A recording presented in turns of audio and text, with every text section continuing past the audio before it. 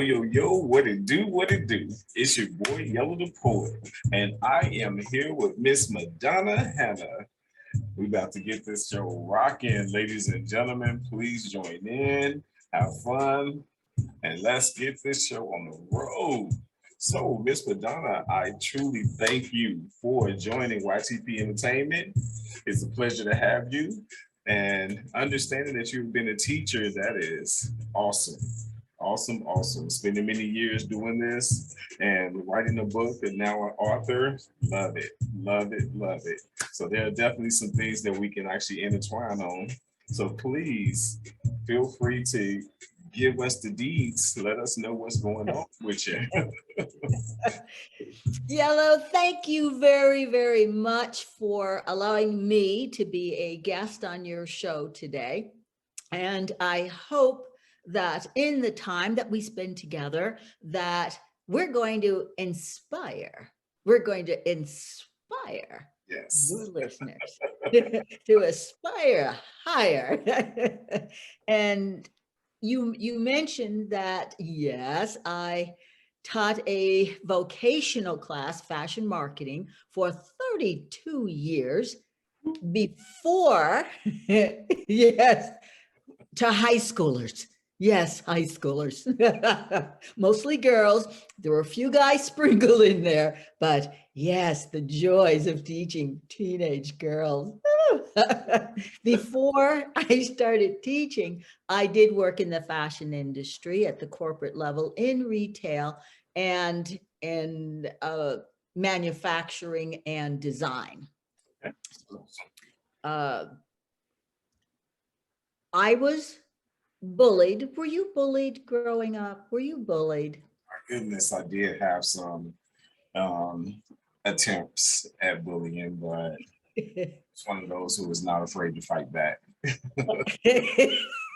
Well, I didn't fight back. I didn't. And we're kind of set the stage of me being bullied, which led to me eventually writing a self-esteem book for children and eventually a play too called Beautiful Differences.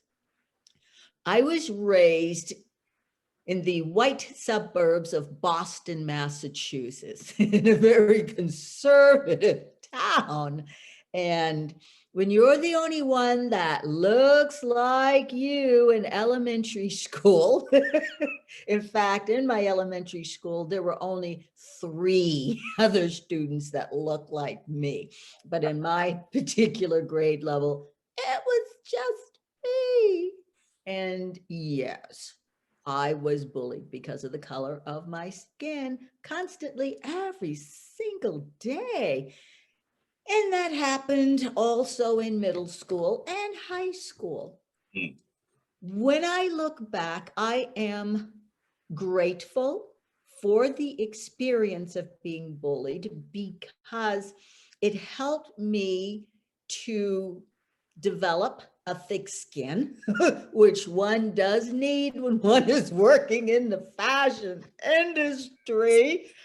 Uh, and I did encounter prejudice. Ooh, yes, blatant, Oh yeah, blatant. oh Uh, yes. uh, quick story. I was managing. I had the fortune to be a retail executive at one of the major department stores in downtown Boston. Awesome. And one day, a customer went to one of my salespeople with a complaint about some merchandise.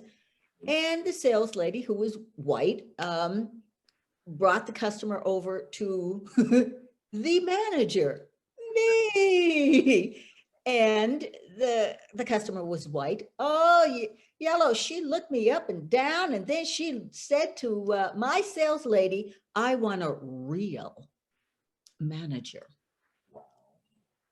And my sales lady, who'd been around, she'd been working in the store since the Depression, and she didn't understand what the customer was saying. Mhm. But I understood. I understood perfectly. Yes. I understood. And I, yellow, bad, bad, bad, bad me. I could have directed her to a white manager across the floor who knew my merchandise and who could have helped her. But I said, let me call a white manager from the hardware department. That's what I did. I called a white manager from the hardware department and I said, there's a customer here who would like to speak with you. Could you come here immediately, please? And the customer, her chest went up because she was satisfied. And then when the blonde, blue-eyed assistant manager from the hardware department came stepping into the tween department, that's young juniors, which I manage. Familiar. I used to do clothes too. So, Oh, okay. Okay. So we've got the yeah. setting here, right? And here comes this beautiful little blonde, blue-eyed manager from the hardware department. And she says to the guys, and I say to her, this customer would like to speak with you. And the customer brightened up, explained her situation. And the assistant from the hardware department said, ma'am, I would really like to assist you, but I don't know anything about this merchandise. This is Miss Beauclair's department. And do you know that customer got upset and she left? She did not want me to help her. She left. And as she was leaving, I said, thank you very much for coming into Jordan Marsh today. I was so angry, Yellow. I was so angry and I was hurt inside, but I didn't let her see it. And I turned and I went into my office and I had a habit of taking a couple of deep breaths and crying for about 3 seconds. I only allowed myself 3 seconds to cry. Mhm. And then I pulled myself back together. And if I had not, if I had not been bullied as a child, I would not have been able to have handled myself and to even poke fun a little bit at the customer because I certainly could have. I Yes. certainly could have brought in a manager who knew my merchandise, but I said, let me just take control here and give her what she wants, but not the way she's expecting it. and I did share that story with my students, Awesome. to let them know that there's a way to respectfully and tactfully handle things. Because if I had called her out as a racist, I'm the one that would have been perceived in the wrong because she never called me a name or anything like that. Mhm. But She just made her presence felt. she made her presence felt. And I just had to take care of business the best way I could. This reminds me of that episode with Sanford and Son. Lamont kept begging Fred to go to the dentist, and he wouldn't go for anything in the world because he said he hated dentists. Mhm. He finally went to the dentist, and the lead dentist, the owner of that office, was a black man. And he was like, oh no, he wouldn't open his mouth for him. He wouldn't act right for him or anything. So the dentist was like, okay, I get it. He said, I'll be right back. Let me get someone else that can help you. So he sent one of his students in to help him. The student looked in his mouth. He was like, now you see right here, Lamont, you see right here, Lamont, this is a real dentist. This is a real dentist. He said, I bet you went to one of them Ivy League colleges, didn't you? He said, no, I went to a local college. And then he was like, oh, that's okay. Well, I bet you was one of the high honors. He said, no, I was one of the lowest in the class. And Fred was looking so stupid the more. And he was like, okay, well, just open your mouth. So he opened his mouth. He said, well, this is something I don't have experience in yet. So let me just give you to our director. So the black guy came back out and he folded his arms, and Red Fox looked so stupid. He looked so stupid. But it was just an example of another way to set the stage without having to make any derogatory statements, any Exactly. mentally, well, not mentally, but verbally abusive. But at the same time, you still got your point across. Exactly, exactly. And one other short example, the buyer Mhm. for the tween department, she already had some bullying issues before my little dark self arrived to be in charge of her department. But she did not like when I was promoted to her department. and and she would say things, you know. And one day when she was visiting her department, right in the front of the department was a rounder of blouses, Mhm. little white blouses with pink flowers with green leaves. I shall never forget them. $23. Couple of white customers, female customers came over, took a blouse off, unbuttoned it, then put it back on the hanger, and it slipped off the hanger, fell onto the floor. The buyer was coming across the floor. She saw everything that had happened. I saw everything that had happened. So I was walking over, to pick up the blouse. And the buyer starts yelling at me. What's my $23 of the way on the floor? Blah, blah, blah, blah, blah. And then all that prejudice, Yellow, all that prejudice and hate just came out. Wow. My department was on the fourth floor, which is important, but she called me every name in the book. She called me the N word, a black N. She called me the witch word. She just went off. And I stood there.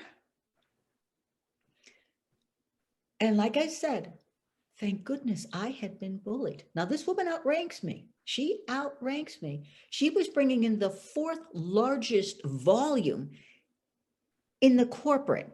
Mhm. This was the largest department store in New England. So she had a lot of power. I took a deep breath and I walked out of the department over to where the divisional manager was, the divisional manager for the children's division. She was on the phone and I said to her, today is my last day. You either transfer me to another department or I quit. And she was like, click, what's going on? Because she knew that, oh, no, that doesn't, and I told her what happened. In the meantime, the buyer was yelling and screaming. She left my department. She walked out of my department. This blankety blank, blank, blank. She took the escalator down 4 stairs, calling me the N word, the black witch word. She went across the street, up 8 floors to her buying office. So everybody had an air view, which means there were lots of witnesses to all this racial verbal abuse. Exactly. And I will tell you that the top corporate management, boom, got on it like that. And it was resolved. My boss called me over and she said, listen, the buyer cannot come into her own department without asking your permission. She's got to call you and ask you. And I smiled. And my boss said, wipe that smile off your face, Madonna. That woman's going to be gunning for you. You make sure that you've got everything ship shape because she's going to be gunning for you. You know, the management had to tell her that as a top corporate executive, her behavior was not becoming. And they're not going to put up with that. You know, of course, they're not going to fire her. Yeah. But, you know, they just took that Mhm. privilege away from her. But still, my boss said to me, you wipe that smile off your face, you've got an enemy. And you do. You do everything you need to do. And then eventually, the buyer and I got along. One day she said to me, Madonna, the department looks wonderful. You got everything all ship shape. And I told the merchandise managers and all the top executives, did they tell you? And I was honest with her. I said, no. And she said, oh, fine. If I'd called you a name, you know, it would have been, you know, it would have been on.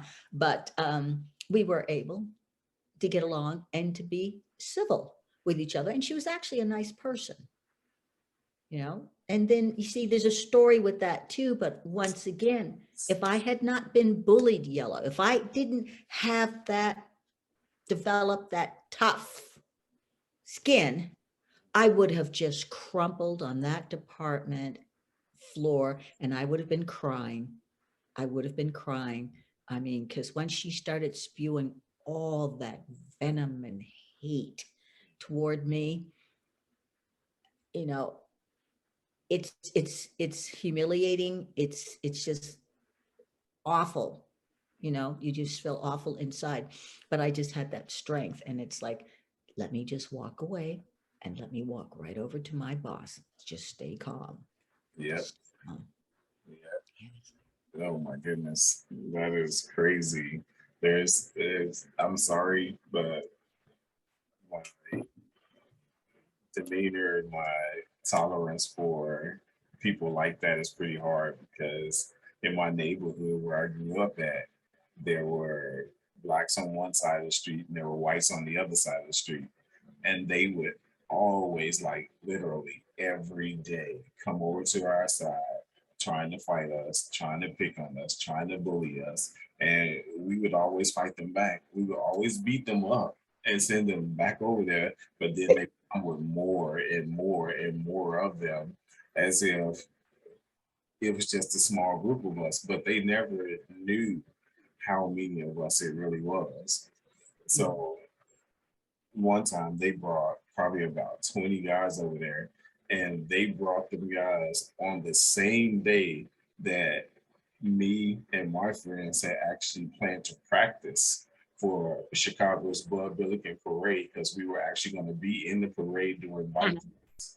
And it was so crazy because when they came over, me, my cousin, actually two of my cousins, and a couple of our friends, we were the only ones there at the time, but the others was literally maybe 2 or 3 minutes away.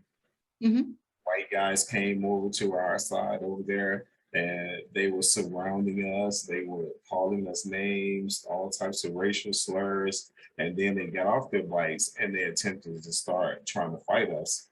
Not realizing, one, we're going to stand our ground. We don't care how many of you it is, we're going to stand our ground. So we got off of our bikes and we were in position, ready to fight them. And here come the rest of our guys. There was literally 100 of us. Some of the guys were from the projects, and some of the guys were from the houses that we lived in because our houses were close to the projects. But all of us got together every year to perform in the Bud Billiken Parade. And it was crazy because they came literally about 1 minute after all of us got off of our bikes. And Uh-huh. I stood up like, what? What's going on? And they thought they were just going to run away and get away. No, we did not let them get away. We beat them up and sent them to their side. Hey, we're here. It's on. You started it. You know, we was minding our own business, but like, yeah, but we're gonna finish it.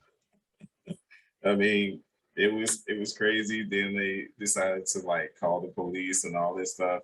But again, not realizing who we are, the families, the statue, not knowing anything about us because they never tried to. They always tried to fight us. Yeah, exactly.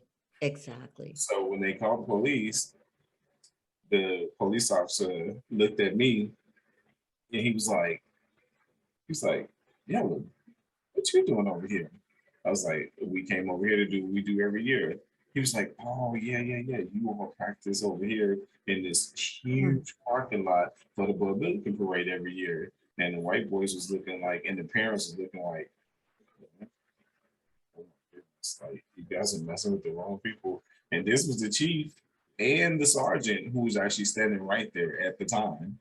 And my grandmother came over because everybody knew my grandmother. And come to find out, even some of the boys' parents knew my grandmother. Okay. So when they realized who they were messing with, it kind of slowed down, but it never stopped. Uh-huh. So we ended up fighting them literally all the way from like seventh grade to high school.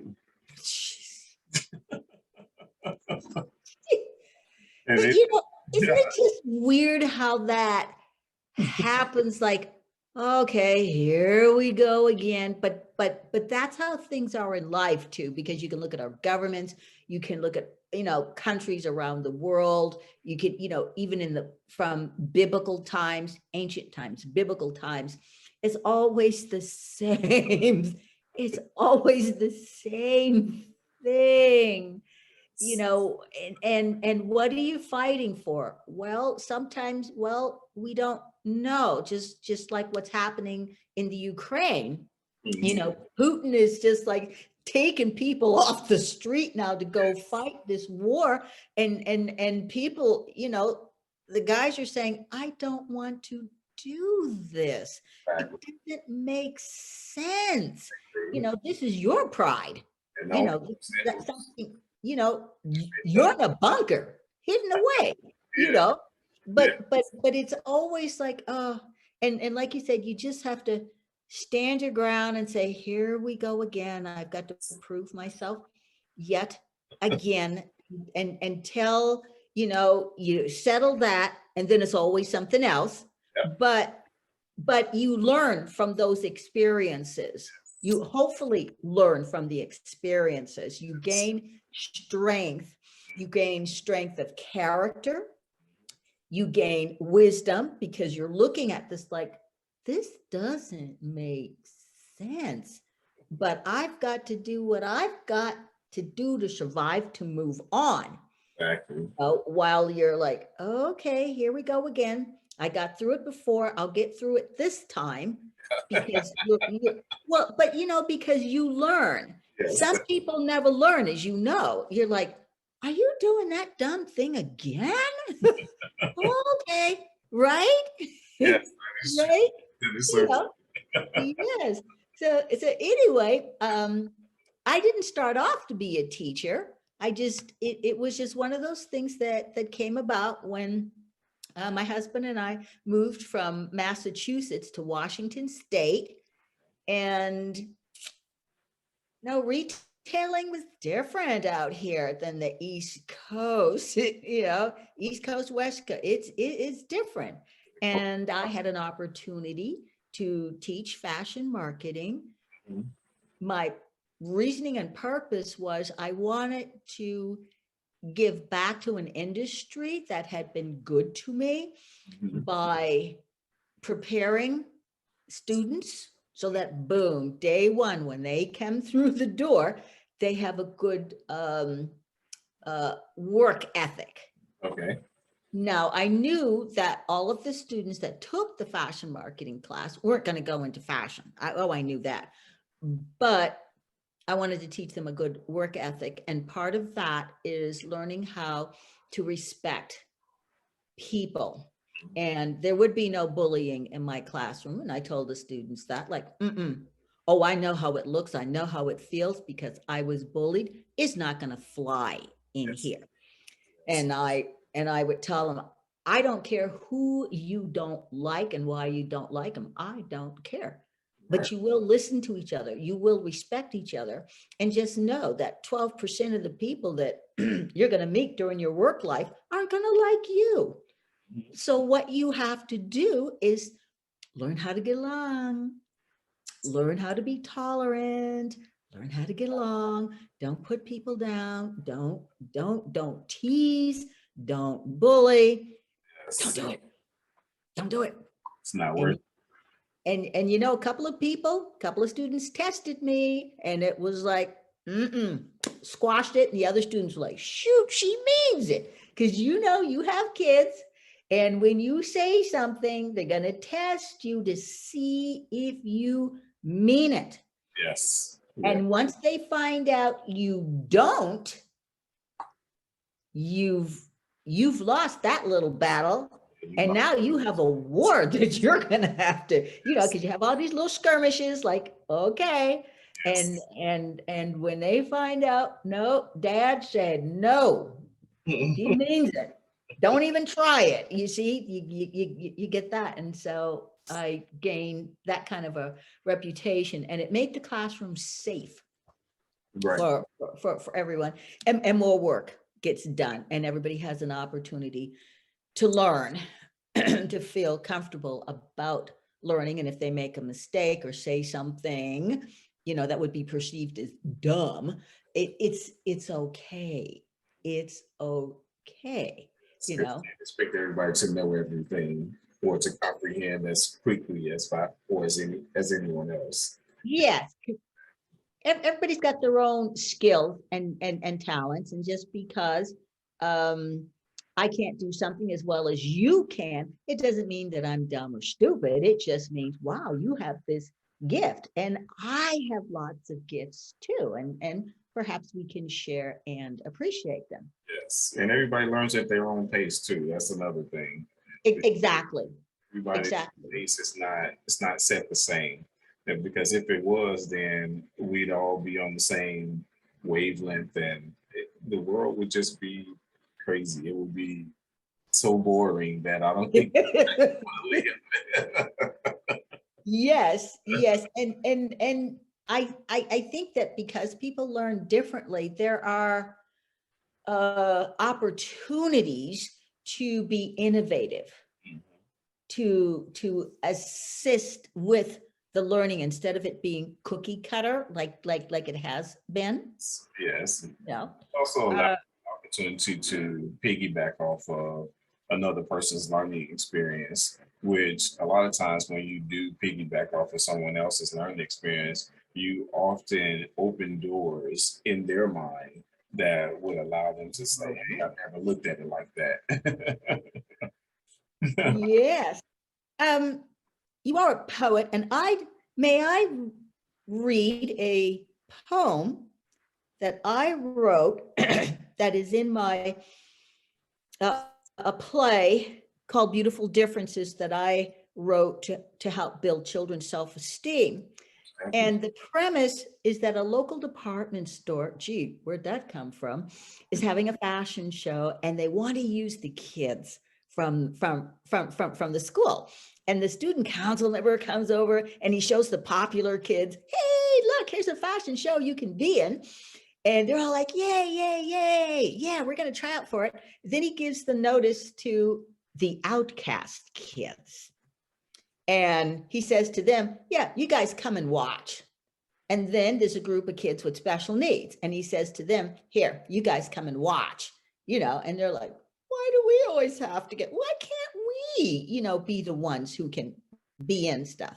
So anyway, the popular kid, she looks over and she sees that, ooh, he gave flyers to them. And this is what she says. This is how she feels about herself, because she is a bully.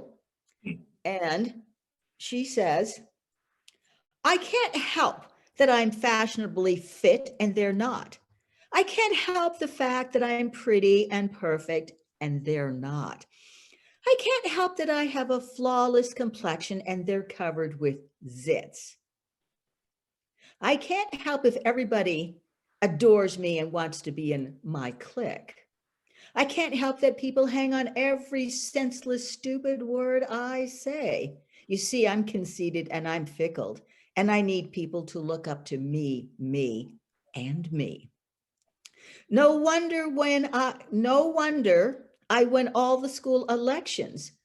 I didn't ask to be perfect and popular. Sorry, I'm in and you're not. But for now, the world really does revolve around me. And what would I do if it didn't? Oh, I just can't help that I'm fashionably fit and they're not. And as I was writing this, thank you, I was thinking that the key part of this is right now the world revolves around me. But what would I do if it didn't? Mm. Oh, There are so many people who could not fathom the thought of the world not being revolved around them. Um, Take, for example, and I'm going to throw this name out there because truthfully, I don't care if they find out or not. But take, for example, Kanye West. He feels that the world evolves around him.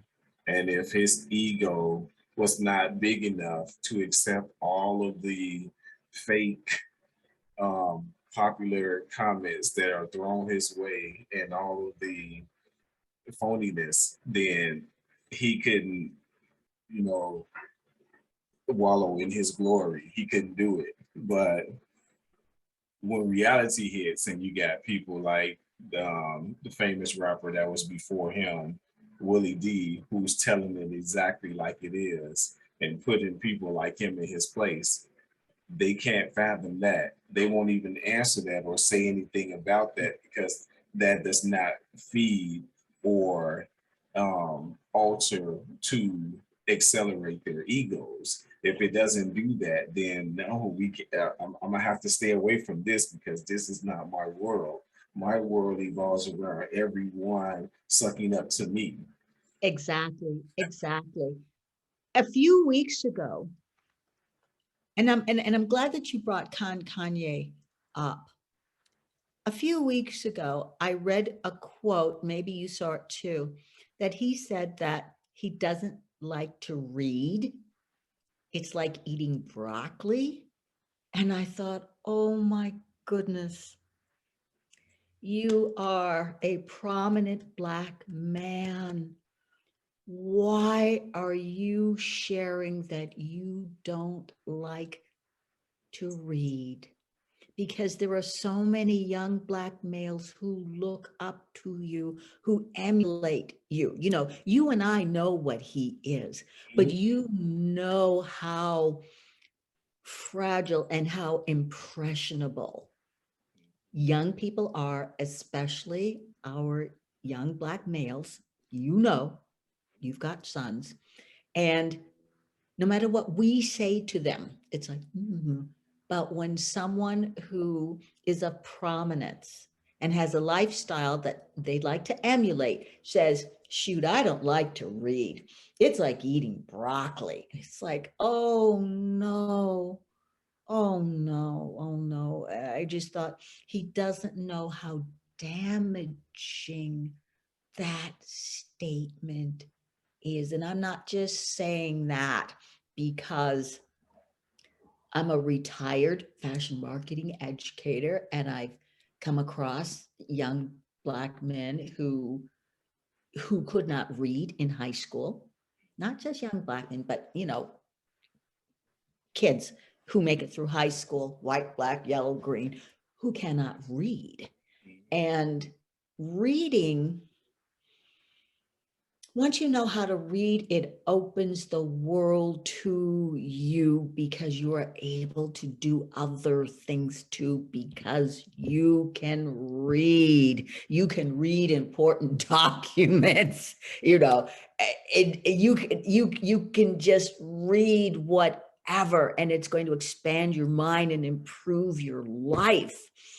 And I know Kanye, like you said, he's in his own world saying his own thing, and it goes out there on the social media platforms, and it's, well, Kanye doesn't like to read, so I'm not going to read. I don't like reading. And I do know grown uh African American males who don't like to read. I don't like reading. And it's like, oh, You got to read so people can't cheat you, intimidate you, and just for your own investment in yourself. Exactly. So how does he become such a um, businessman? How did he just finally become a billionaire if reading was not a fundamental asset to his success? That, I mean, it's one thing to make a statement or to say something and put it out there publicly, but it's another thing to continue to excel in your success because you're showing one thing, but you're saying something else, which Yes, makes you look like a liar. You're fake. You're phony. You're willing to say any and everything that people will listen to, but you're not willing to show how you've gotten to the position that you're in now. That's pretty much what it sounds like. And then when you look at it from that standpoint, you also look at the historical standpoint where um, hieroglyphics, language, um, you have people, you have different people that were in different positions. I'm talking about all throughout the history of the world being born. You have all these different people, and each person brought something different the to the table for humanity to learn from.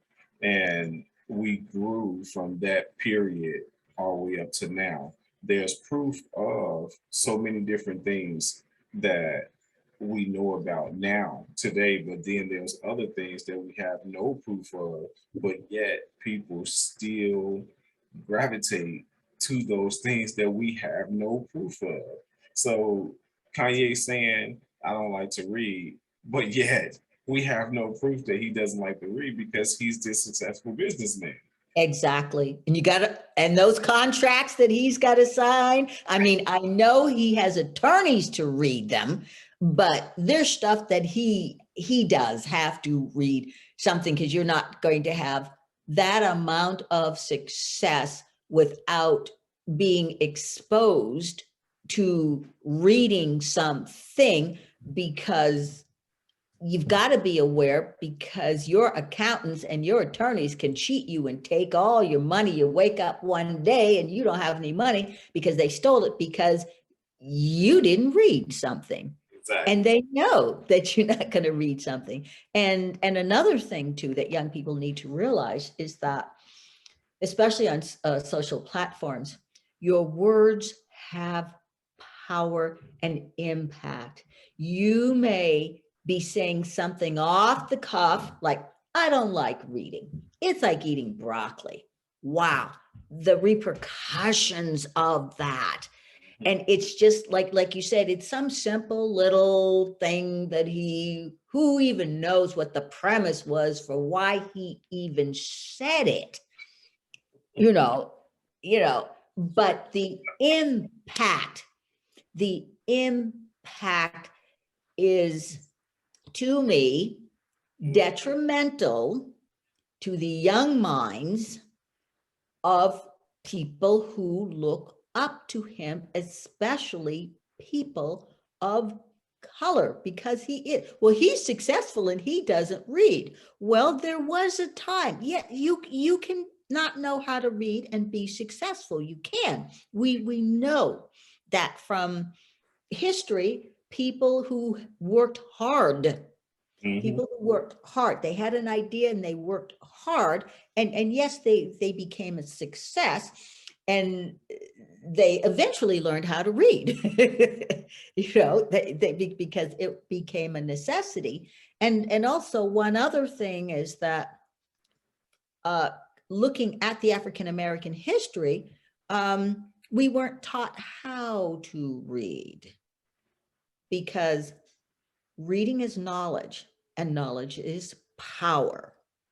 And it's like that around the world where people are oppressed. Well, we don't want people to read this. We don't want people to read that. Mm-hmm.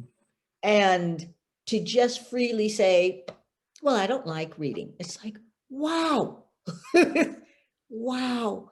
You know, reading is a privilege because knowledge is power.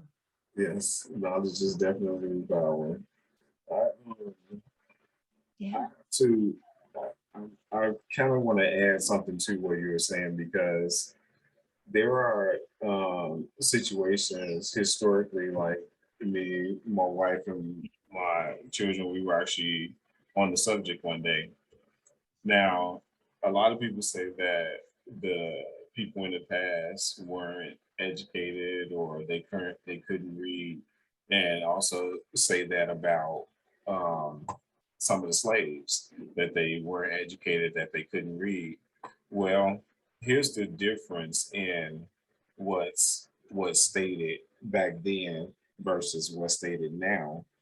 Back then, you also have to think about before um, the blacks, the Native Americans, and some others, before they were taken into slavery, you have to realize that they had a culture, and that culture that they followed and that those things that they studied was of a different language. So a lot of times when people say they were not educated, they were just not educated in the English language. It wasn't that they weren't educated, it was just not in the English language. When That's right. they would not allow them to read, they didn't want them to further the education that they already had, because most of the people that they enslaved were smarter than them anyway. They just were outwitted, which makes Yes.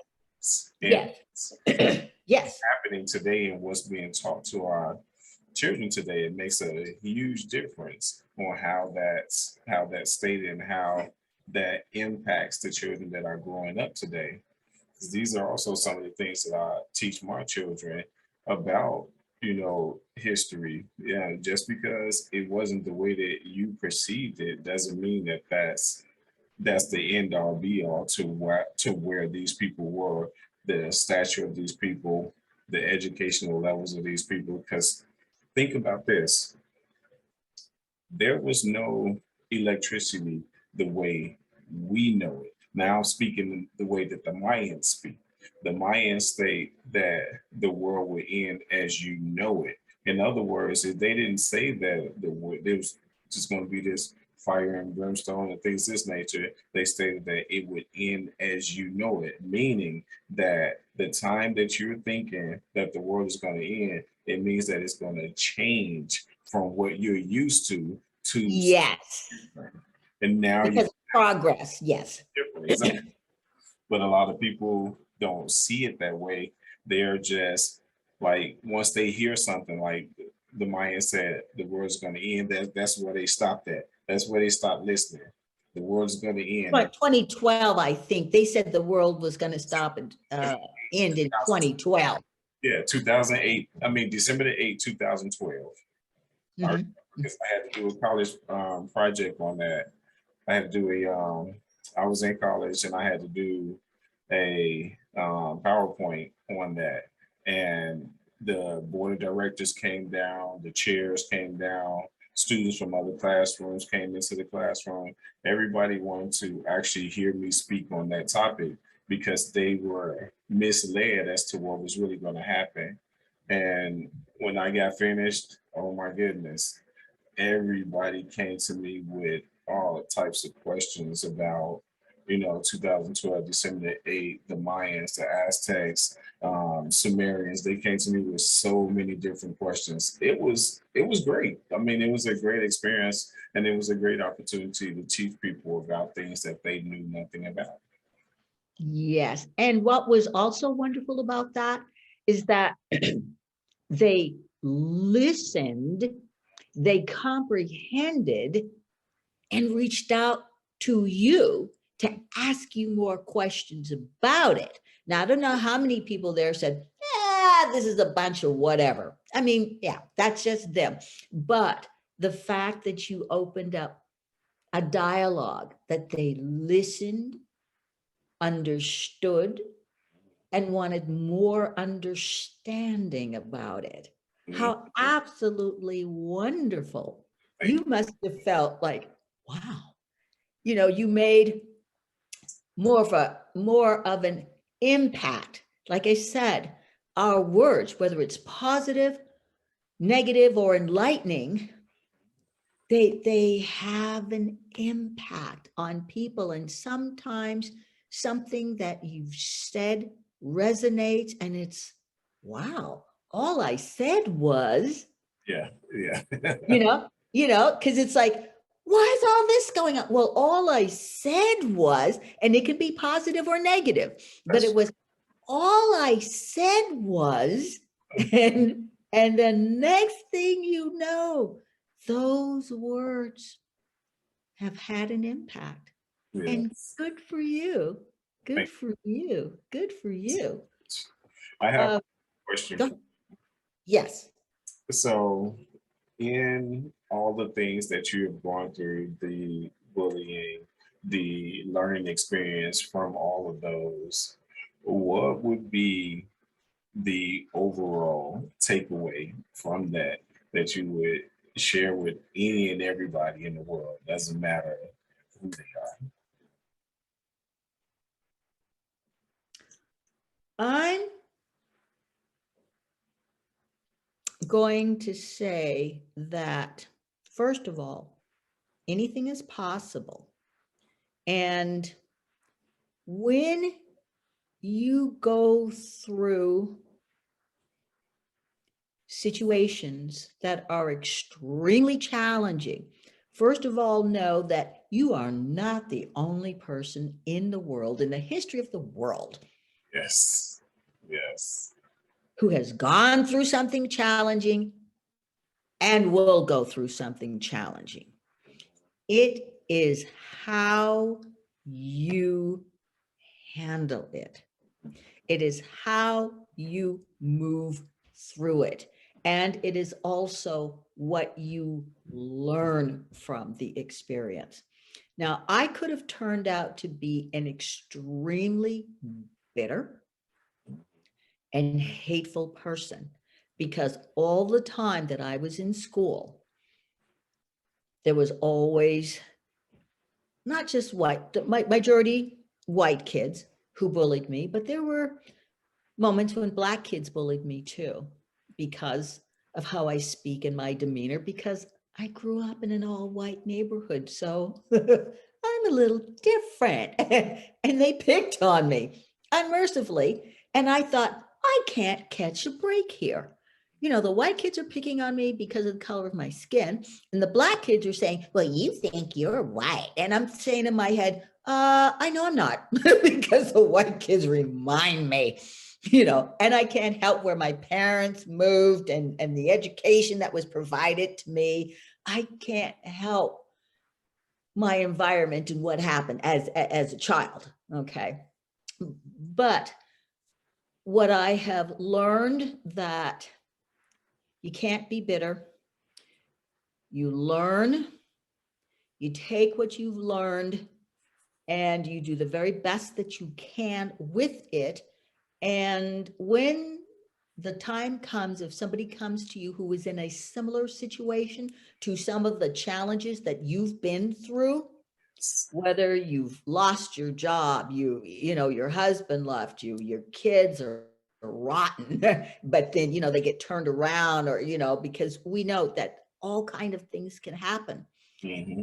When somebody comes to you who's in the same situation, you can help them. You can honestly say, I know what you're going through, and I'm not BSing around, because I went through this, I got through it, and this is what I can suggest to you. You can take my advice or not. I'm hoping to be the light at the end of your tunnel. And that's what I'm hoping for kids who have been bullied, no matter what color they are, that I can be the light at the end of the tunnel. And just know that you're going to get through it. Don't wallow in it. You're going to get through it, but you have to have the strength and the perseverance. Yes, indeed. And Yes. you have to want to. Yes. Yes. So, um, getting a little short here. So, can you please give us places where we can actually speak to you? Social media, websites, things of that nature. How can our people actually reach out to you? My email address is madfashion2001@yahoo.com. My social media platforms, Instagram is Madonna Fit, Fast, and Fabulous. We didn't talk about me being a late in life sprinter and nationally ranked and all that sort of thing. No, no. Like I said, anything is possible. I also have my website, dropkickthedrama.com. And if anyone is interested, because the holidays are coming up, and purchasing my book, Mommy, Why Are My Eyes So Big? They can email me. And I also have my children's play that I'm pitching. And if you give me your email address, I will send you a copy of my play. And with you being a poet and everything like that, who knows? You never, you don't know stuff until you ask. You don't know, maybe there's a children's theater around that, you can say, yes, my guest wrote this play. It's based on her children's book. Here, take a look at it. Because my darlings, bullying is still in style.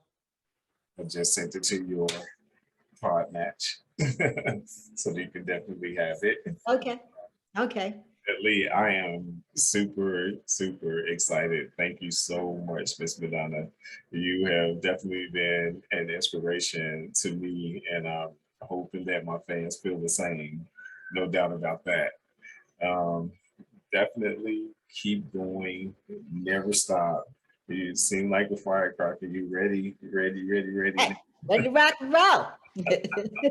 And I have this has been a pleasure for me to have a conversation with you. We went some places we didn't know we were going to go, but it all came together. And I like the snaps for my poem. That's why I want to send you my play.